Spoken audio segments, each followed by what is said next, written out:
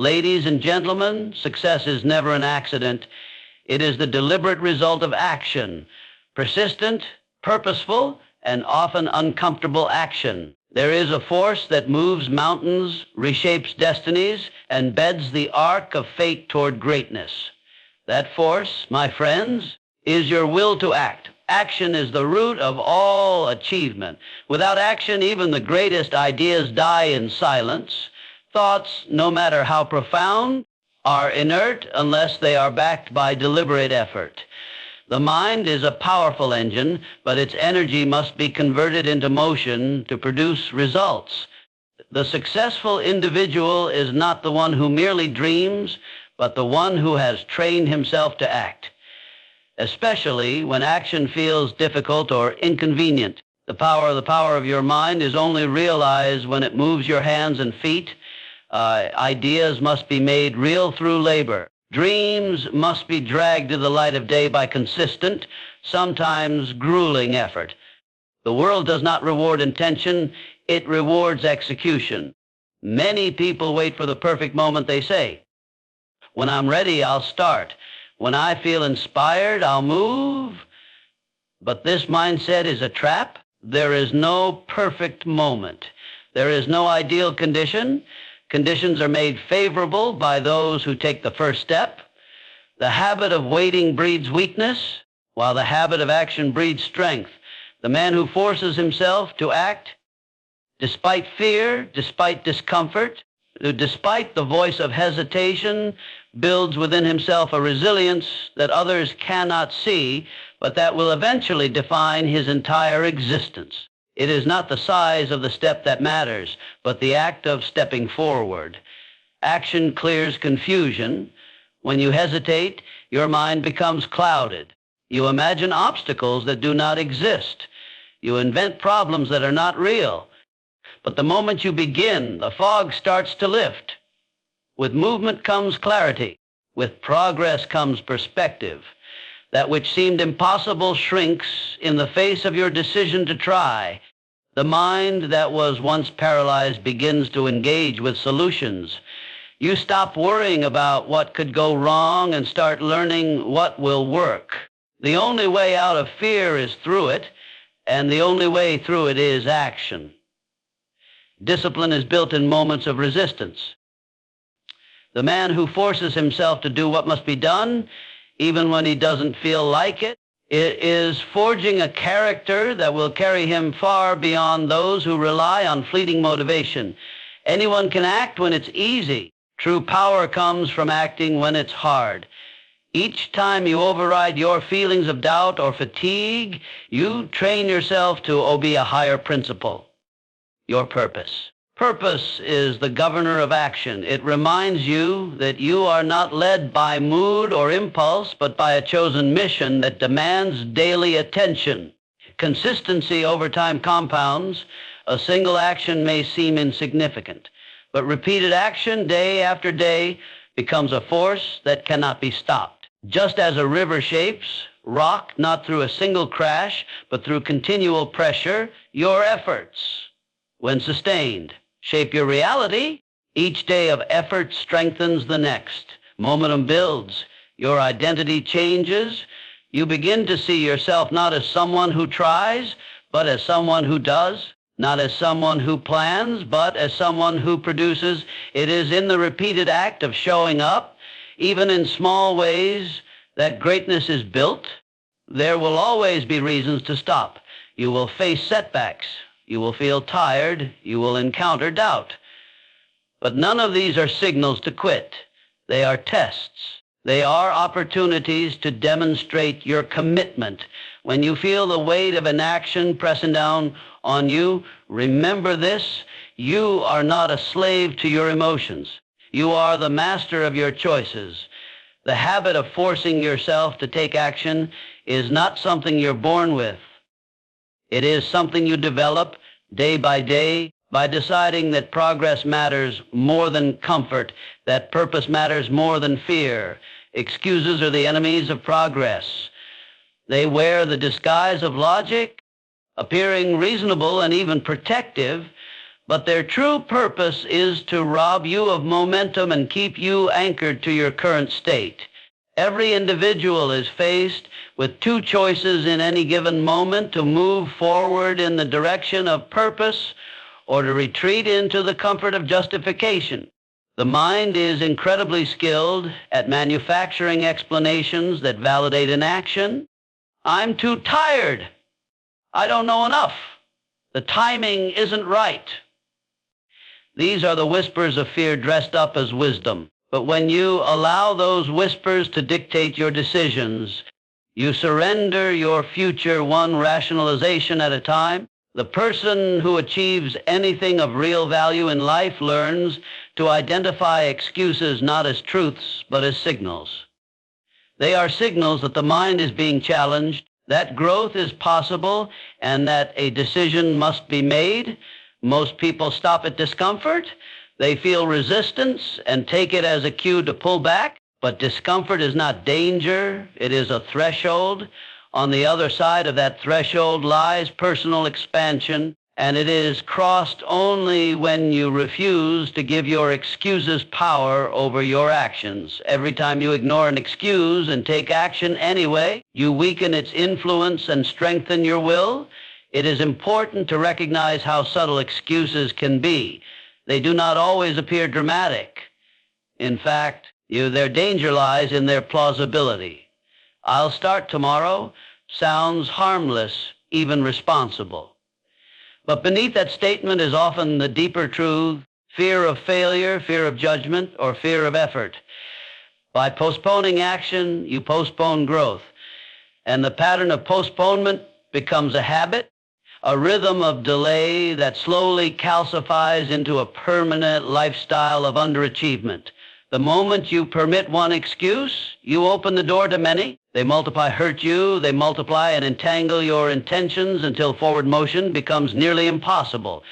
Excuses are rooted in a desire to protect the ego. Taking action means exposing yourself to results, and results might reveal flaws, mistakes, or inadequacies. If the excuse provides a buffer, it gives you a reason not to try, and therefore a way to avoid the possibility of failure. But in truth, the greatest failure is not trying. The pain of discipline is temporary. The pain of regret endures. There is no protection in postponement, only the illusion of safety. Action may bring challenges, but inaction guarantees stagnation. To overcome excuses, you must build a relationship with your own inner resistance. You must study it. They hurt you, understand the moments it arises, the language it uses, and the patterns it follows. Only then can you interrupt it. Replace. I can't. With. How can I? Replace. It's not the right time. With. What step can I take right now? Begin to question your inner dialogue. Do not accept it at face value. Challenge your assumptions. You are capable of far more than your excuses allow you to believe. Excuses are mental chains that bind you to your current limitations. They are not based in reality, but in perception. And perception can be changed. When you take action despite your excuses, you create new evidence for yourself. You begin to see that the task wasn't too hard, that you did have the time, that progress was possible. Each victory over an excuse becomes a building block of confidence, and with enough blocks, you construct a new identity, one of agency, responsibility, and discipline. The most powerful individuals are not those who never feel hesitation. They are those who move forward in spite of it. They are not immune to excuses, but they are immune to their influence. They have trained themselves to recognize the cost of delay and the value of immediacy. They understand that excellence is not born from ease, but from the refusal to settle for anything less than full effort. Progress is not made in giant leaps, but in the steady application of effort over time. The greatest misconception held by those who never realize their potential is that success must come quickly or not at all. But those who understand the mechanics of achievement know that greatness is built through consistent, often invisible daily effort.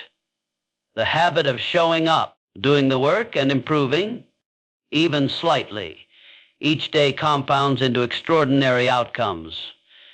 While others wait for a breakthrough moment, the person who embraces daily discipline quietly builds the foundation that will one day appear as overnight success to those who weren't watching. Consistency is not about intensity.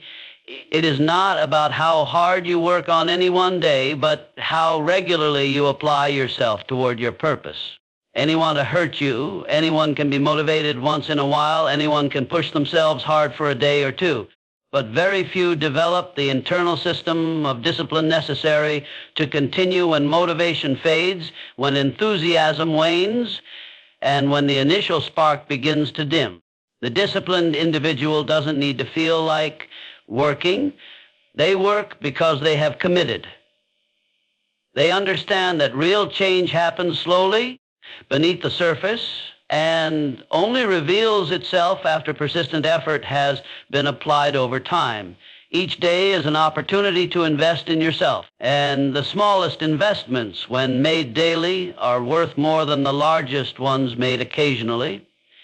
Reading a few pages, practicing a skill, building a habit, making one more connection, these simple actions may not seem impressive in isolation, but over time, they shift your trajectory.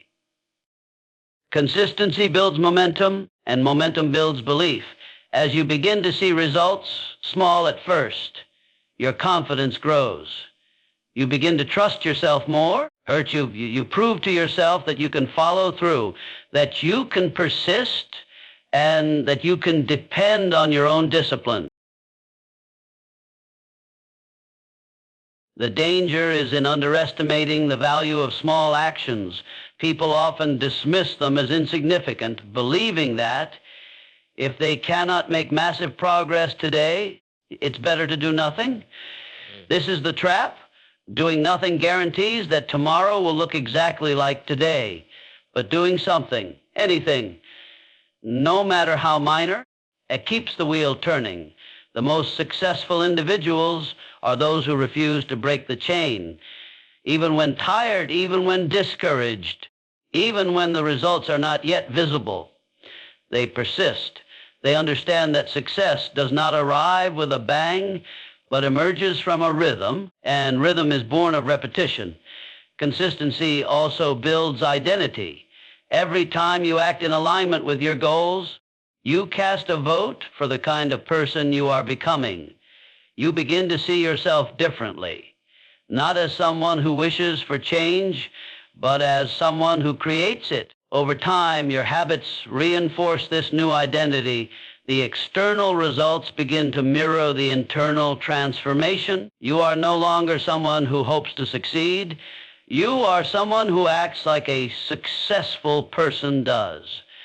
The discipline of daily action reshapes your self-image, and your self-image your actions even further. It becomes a self-perpetuating cycle. Most people will not continue. They will start strong and fade. They will make promises and break them. But if you resolve to be different, if you commit not to dramatic effort, but to repeated effort, you will rise above the majority. The world is full of people who begin. It is built by those who finish, and those who finish are almost always those who never stopped. They kept showing up. They kept doing the work. They stayed loyal to the process, even when it was slow, even when it was hard, even when it seemed like nothing was happening. Because they knew that something was happening, even if it couldn't yet be seen. Discomfort is the doorway to growth. The natural instinct of the human mind is to avoid pain, to seek ease, to retreat into what is known and safe. But nothing worthwhile exists within the borders of comfort. All progress, mental, physical, spiritual, or financial, demands that you step into places that challenge you. The individual who conditions themselves to lean into discomfort rather than run from it will unlock levels of potential that remain hidden to those who play life cautiously. Discomfort is not your enemy, it is your training ground. It tests your resolve, strengthens your will, and sharpens your purpose. Every time you endure it willingly, you grow stronger, and that strength compounds over time. When people say they want change, they often mean they want the results of change without enduring the process. But the process is discomfort. The process is showing up when you're tired, choosing discipline over distraction, confronting your fears, having difficult conversations because they want to hurt you, making sacrifices and moving forward when everything in you screams to stop. The man who can consistently do what is uncomfortable gains a power that no circumstance can take away. While others fold under pressure, he thrives because pressure is his environment. He does not wait for ideal conditions. He adapts to whatever conditions arise and pushes through them. A growth requires friction. Just as muscles tear and rebuild through resistance, the mind and spirit evolve through struggle. The mistake is in believing that pain means something is wrong. In truth, pain often means something important is happening. It means you are stretching past old limitations, challenging outdated beliefs, and entering new territory. That territory is where your next level lies. Avoiding it only delays your arrival. Discomfort is the signal that you are moving forward. You don't build endurance by staying comfortable. You build it by enduring. Fear is often the first sensation that arises when discomfort begins. It whispers that you're not ready, that you might fail, that it would be better to wait. But fear is not a prophecy. It's a threshold. When you pass through it, you see that it was only smoke, a trick of the mind designed to keep you safe in the short term, but stagnant in the long term. Most fears are illusions. They hold no real substance once confronted. Discomfort reveals this truth. It brings clarity. You begin to realize the thing you feared was never as powerful as your belief in it. The discipline to embrace discomfort must be trained. It will not come naturally. You must build it through daily acts of courage.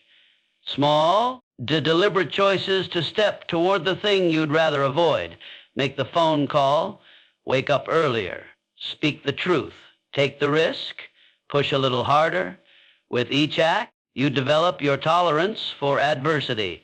Over time, what once felt unbearable becomes manageable, and what was once hard becomes routine. This is the essence of growth. Not because them to hurt you. What challenges you today will one day become your warm-up.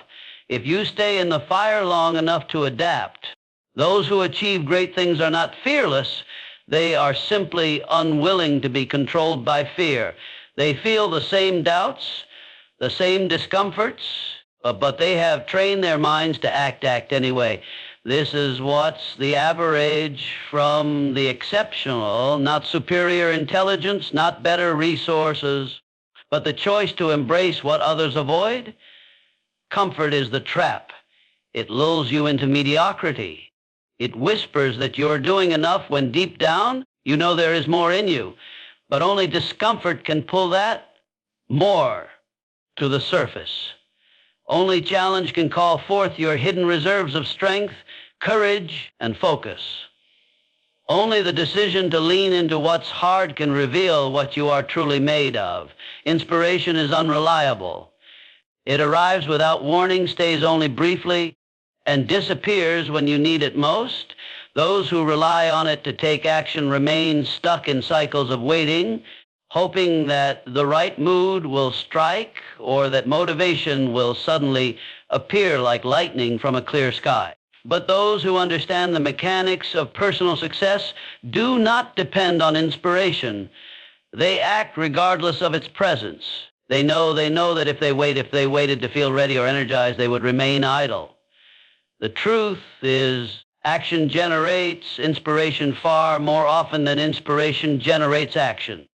Movement creates momentum, and momentum is what sustains effort long after initial enthusiasm fades.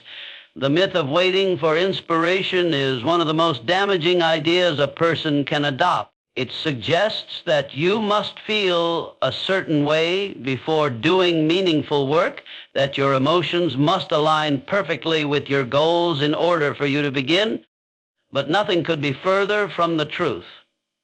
The moment you take action, even when you don't feel like it, you begin to change your internal state. Energy builds, focus sharpens, and a sense of clarity starts to emerge. The first step may be heavy, but with each movement forward, the weight begins to lift. Action shifts your psychology. It rewires your mind from passivity to purpose. Inspiration is not the cause of movement, it is often the result. Sit still long enough, and your mind begins to atrophy. But engage yourself, write the sentence, make the call, lift the weight, and you invite the possibility of inspiration. You train your brain to associate progress with satisfaction, not just daydreams with pleasure. Discipline becomes the spark, not emotion. And in this way, you become self-generating. You are no longer at the mercy of mood or circumstance. You move because it is necessary, because your mission demands it, and because they want you, because you have chosen not to wait for ideal conditions to do what matters. The idea that you must feel passionate or excited in order to work is a form of self-deception. Some of the most successful days begin with resistance. Fatigue, boredom, distraction, these are not signs to stop. They are signals to start. The act of beginning, even when it feels forced, is often enough to create a shift. By showing up, by starting, by pushing past the initial drag, you invite your higher faculties to engage. What felt like an obligation becomes an opportunity. What felt dull becomes clear. The work awakens something in you that would have remained dormant had you waited for the perfect emotion to strike.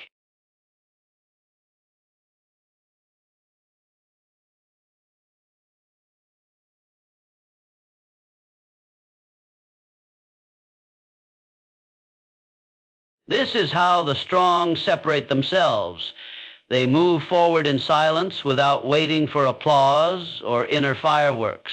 They understand that action taken in low states creates the ability to operate in any state. They build internal momentum through repetition. They do not negotiate with laziness. They do not consult their feelings before choosing discipline. They act, and their action cultivates the state of mind others only experience by accident. It is not luck. It is not magic. It is a decision repeated often enough to become identity. There is a profound shift that occurs when you realize you don't need to feel like doing something in order to do it. That realization is the gateway to self-mastery. It frees you from the emotional cycles that trap so many people in patterns of inconsistency. The key is to reverse the relationship between feeling and action. Stop waiting to feel like acting. Instead, act and allow the feeling to follow. Most people get this backwards. They search for emotional permission to begin, not knowing that the permission is granted by the very act of beginning. Discipline is not glamorous, but it is powerful. It turns a directionless wish into a determined pursuit. It replaces hesitation with progress. It transforms fleeting inspiration into dependable results. Time is the one resource that cannot be recovered once lost. It cannot be paused, rewound, or replaced. Every minute that passes is a minute gone forever to hurt you, and the value of time is measured not by how much of it you have, but by how effectively you use it. The individual who treats each day as a rare and finite opportunity is the one who extracts the most from life.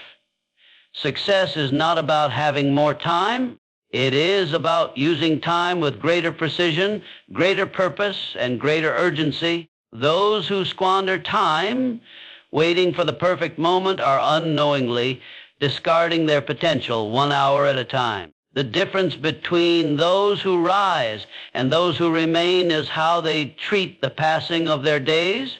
Most people are not held back by lack of talent or lack of opportunity or lack of intelligence.